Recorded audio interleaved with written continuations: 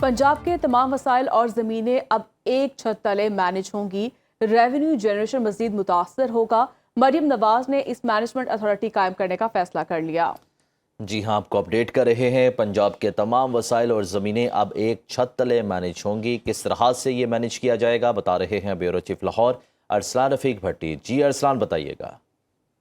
जी बिल्कुल, वज़ीर आला मरियम नवाज की ज़ेर सदारत east management authority of Punjab के क़याम के हवाले से अहम इजलास हुआ। वेस्ट मैनेजमेंट कंपनी के हवाले से वज़ीर आला मरियम नवाज को east management authority of Punjab के क़याम और इसके मुजवज़ा कानूनी फ्रेमवर्क की तफसीली ब्रीफिंग दी गई। उनका ये कहना था कि सरकारी राजी का कंट्रोल संभालने से लेकर इसकी लीज या फरोख्त की लिए तमाम मामला अब एक ही इदारे के सुपुर्द होंगे।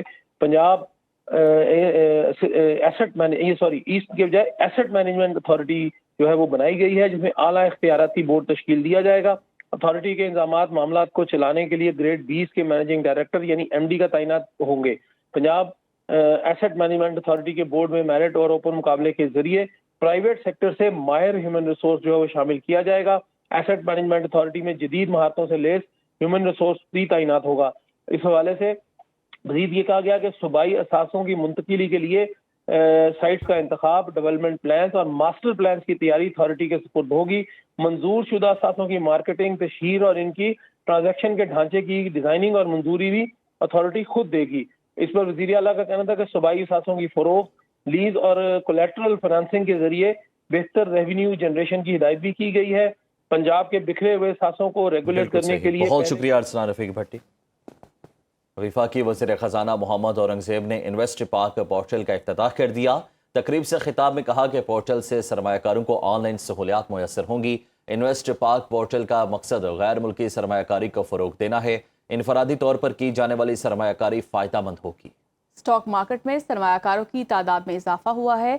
जेनज़ी को सरमायाकारी की जानिब राग़िब करने की कोशिश की है।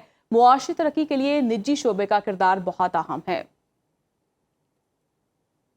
With InvestPark, from what I understand, again, is that you can do it with 5,000 rupees, and this is something which, from a retail investment perspective, I think is going to be great. Available, obviously, to corporates and individuals, but important कि जिस तरह हमने PSX में नए investors देखे हैं in the last 12 to 18 months. The way the number of, not only the overall quantum of the investors, but the number of youth and Gen Z which has come in.